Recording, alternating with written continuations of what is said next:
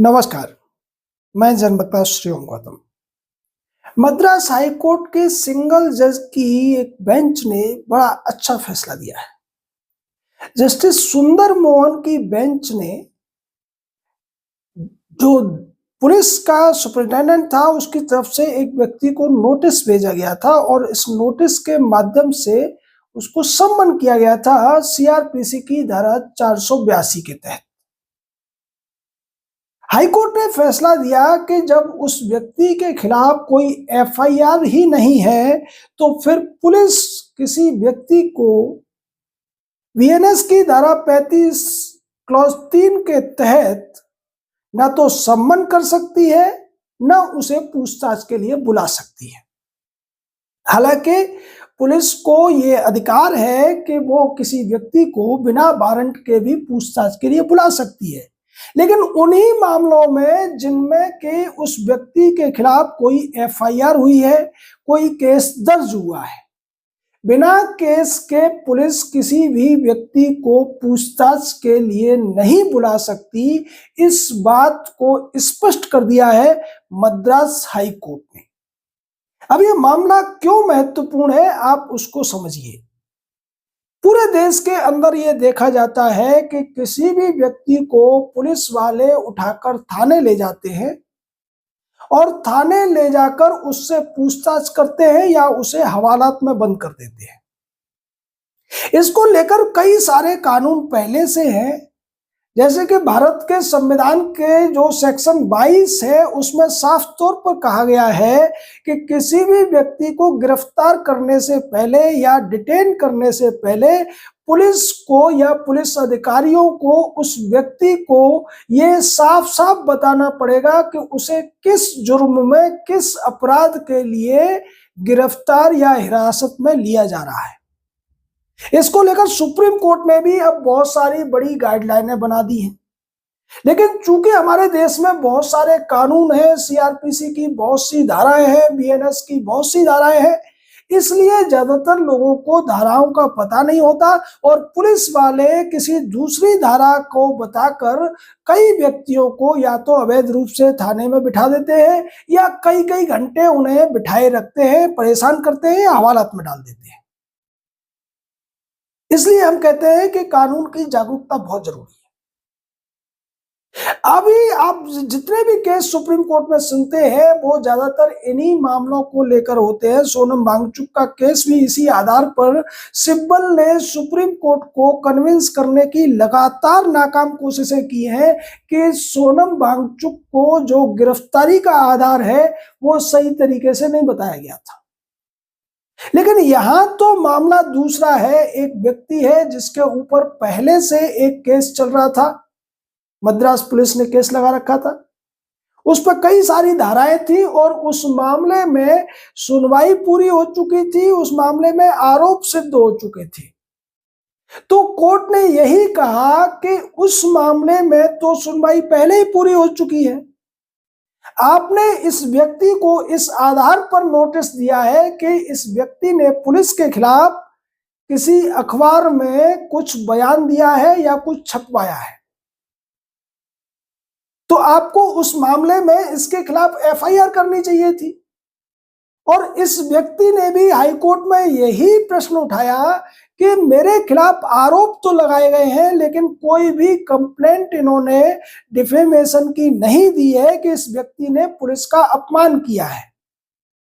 इन्होंने सिर्फ कारण कहा है और मुझे 12 सवाल भेज दिए हैं और ये कहा है कि थाने में आकर तुम्हें इनके जवाब देने चाहिए। अब उस व्यक्ति ने कहा कि मैं अगर थाने जाऊंगा तो ये मुझे हिरासत में ले लेंगे, मुझे हवालात में डाल देंगे। तो मेरा ये अधिकार बनता है कि इन्होंने जो मुझे सम्मन किया है मैं उसका आधार जानना चाहता हूं। अगर कोई एफआईआर या केस मेरे खिलाफ नहीं है तो फिर ये मुझे पूछताछ के लिए नहीं बुला सकते हैं। ये जो चिनप्पन नाम का जो व्यक्ति है ये लगभग हमारे हर शहर, हर कस्बे, हर गांव में आपको मिल जाएगा। किसी भी व्यक्ति को किसी ने पुलिस से पैसे दे दिए, पुलिस वाले उसको कहते हैं कि जाओ चलो तुम्हें थाने चलो, पूछताछ करनी है, तो ये उस हर व्यक्ति का अधिकार है और उसके लिए ये केस बहुत मायने रखता है कि बीएनएस की धारा 35(3) के तहत जो अधिकार पुलिस को मिला हुआ है कि वो किसी भी व्यक्ति को बिना वारंट के भी वो थाने ले जा सकती है, पूछताछ कर सकती है, लेकिन उसमें ये अधिकार नहीं है कि अगर व्यक्ति के खिलाफ कोई एफआईआर और केस नहीं है तो फिर आप किसी भी व्यक्ति से पूछताछ नहीं कर सकते हैं। शक के आधार पर भी पूछताछ तब होती है जब व्यक्ति के खिलाफ एफआईआर हो या फिर उस व्यक्ति के उसमें इन्वॉल्व होने के संदेह हो, तब भी तो एफआईआर और केस होना चाहिए। लेकिन होता यही है कि जो पुलिस वाले होते हैं वो पैसा कमाने के लिए, भ्रष्टाचार से अपनी जेबें भरने के लिए इस तरीके से लोगों को परेशान करते हैं, या फिर जो लोग उनके खिलाफ केस करते हैं, शिकायतें करते हैं, उन्हें दबाव में लेने के लिए भी ऐसी हरकतें करते हैं। लेकिन मद्रास हाई कोर्ट के सिंगल जज की बेंच जस्टिस सुंदर मोहन ने यह फैसला देकर बहुत से लोगों के लिए एक रास्ता दिखा दिया है। और आपको हम बता दें कि जो हाई कोर्ट और सुप्रीम कोर्ट के फैसले होते हैं, चूंकि हाई कोर्ट और सुप्रीम कोर्ट कॉन्स्टिट्यूशनल कोर्ट होते हैं, इसलिए वो बाध्यकारी होते हैं बाकी अधिकारियों पर, जब तक कि ऐसे फैसलों को विधानसभा या संसद से पलटा न जाए। तो अब अगर किसी व्यक्ति के खिलाफ ऐसा मामला आता है, पुलिस वाले परेशान करने के लिए अगर उसको सम्मन कर रहे हैं, थाने बुला रहे हैं, नोटिस दे रहे हैं और उसे कोई भी एफआईआर का जिक्र नहीं किया जा रहा है, किसी भी केस का जिक्र नहीं किया जा रहा है उसके खिलाफ, तो फिर वो इस फैसले को आधार बनाकर उन्हें कह सकता है कि जब मेरे खिलाफ कोई एफआईआर ही नहीं है, कोई केस ही नहीं है, तो फिर पुलिस मुझसे पूछताछ कैसे कर सकती है, मुझे पूछताछ के लिए सम्मन कैसे कर सकती है। यहां कोर्ट ने यह भी स्पष्ट किया कि अगर इस व्यक्ति के खिलाफ कोई अन्य मामला है, कोई केस है, कोई एफआईआर है, तो पुलिस इसको सम्मन कर सकती है, उससे हमें कोई लेना देना नहीं है। लेकिन ये जो नोटिस सीआरपीसी की धारा 482 के तहत इसको दिया गया है, ये वैलिड नहीं है, ये मान्य नहीं है, ये खारिज किया जाता है। ये जो पुलिस के थाने हैं, पुलिस की चौकियां हैं, पूरा का पूरा डिपार्टमेंट ही इसलिए चल रहा है कि लोगों को उनके अधिकारों की जानकारी नहीं है। हम पहले भी ये कह चुके हैं कि आज भारत में जो 5.5 करोड़ केसेस पेंडिंग हैं, वो इसलिए है कि उससे 10 गुने ज्यादा केसेस तो पुलिस के थानों और चौकियों में रोज निपटा दिए जाते हैं। अनऑफिशियली, असंवैधानिक तौर पर, अनऑथराइज्ड तौर पर पुलिस का दरोगा या दीवान बैठकर दिन में 2, 4, 5 केस निपटाता है। हर चौकी थाने में 10, 20, 50 केस रोज निपटा दिए जाते हैं, उनके सेटलमेंट कर दिए जाते हैं। अगर वो सारे केस एफआईआर हो जाएं, उन सब में केस रजिस्टर हो जाए, तो आप सोचिए कि भारत की अदालतों में पेंडेंसी ऑफ केसेस 5.5 करोड़ नहीं दिखेगी, वो कम से कम 50 करोड़ दिखेगी। कैसी स्थिति होगी? लेकिन क्या इसे सही कहा जा सकता है? इसे बिल्कुल भी सही नहीं कहा जा सकता। और ये जो पुलिस वाले थाने से लोगों को छोड़ते हैं पैसे लेकर, वो कोई एहसान नहीं कर रहे होते। उन्हें पता है कि जिन मामलों में वो थाने से किसी व्यक्ति को छोड़ सकते हैं, उसी मामले में वो छोड़ते हैं और उसके लिए वो पैसे ले लेते हैं, जबकि ये उस व्यक्ति का कानूनी अधिकार होता है कि उसको निजी मुचलका भरवाकर किसी व्यक्ति से 20, 25, 50 हजार की गारंटी दिलवाकर, जो कि गारंटी कोई कैश या चेक जमा नहीं किया जाता है, बल्कि दूसरा व्यक्ति ये कहता है कि हाँ जी मैं इसकी जमानत दे रहा हूं, उसको छोड़ना होता है। कानून ये है कि अगर किसी व्यक्ति को 5 साल या उससे कम मतलब 5 साल से कम जिसमें सजा है, ऐसे किसी मामले के लिए हिरासत में लिया गया है, थाने में पकड़ा गया है, तो फिर थानेदार या वहां का अधिकारी उस व्यक्ति को थाने से ही छोड़ सकता है जमानत लेकर। लेकिन इसी चीज का फायदा पुलिस वाले उठाते हैं।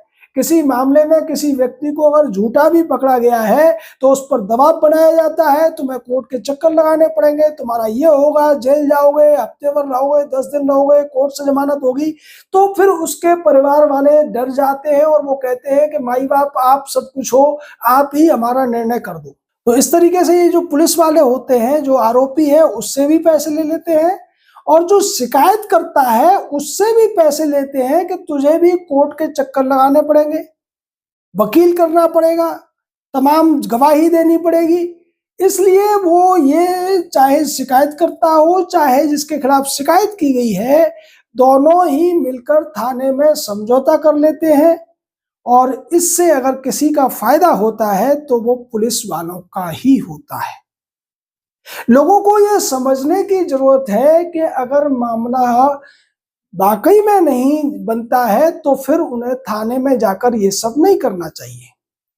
और अगर किसी व्यक्ति को झूठा फंसाया गया है तो कानून है, नियम भी है, लेकिन उसके बावजूद पुलिस वाले, जो चार्टर होता है, जो व्यक्ति जिसे पकड़ा गया है उसके अधिकार है, उसको ओपन नहीं होने देते, उसको धमकाते हैं। जबकि हर व्यक्ति के अधिकार होते हैं कि अगर उसको पकड़ा गया है उसे अपने वकील से बात करनी चाहिए, उसे अपने परिवार को सूचित करना चाहिए, जिससे परिवार वाले किसी वकील से बात करके अगर जो मामला है जिसमें कि उसको हिरासत में लिया गया है उसमें 5 साल से कम की सजा है, तो फिर थाने से ही उसे बिना किसी पैसा दिए वो छुड़ा सकें।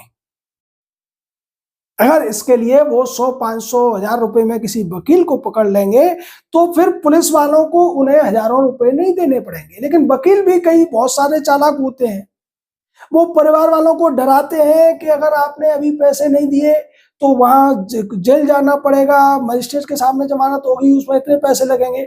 और वो अपनी फीस लेने की बजाय पुलिस वालों से सेटिंग करके मामले को सस्ते में निपटाने के नाम पर आधा पैसा वो भी खा जाते हैं। इसलिए लोगों को ये सब चीजें समझनी चाहिए। ये जो चिनप्पा वाला मामला है मद्रास हाई कोर्ट का, ये ऐसे लोगों के लिए बहुत ज्यादा महत्व रखता है। उन लोगों के लिए भी महत्व रखता है कि आगे कभी अगर उनका पाला ऐसी स्थिति से पड़े तो वो इसका हवाला दे सकते हैं। हम इसका जो साइटेशन है वो डिस्क्रिप्शन में डाल देंगे, क्योंकि हम ज्यादातर जो केसेस डिस्कस करते हैं लोग फिर कमेंट में साइटेशन मांगते हैं, तो हम इसका साइटेशन, अब ज्यादातर केसेस का साइटेशन हम डिस्क्रिप्शन में डाला करेंगे। आपका इस पूरे मामले पर क्या कहना है, राय दीजिए, हमारे साथ जुड़े रहिए।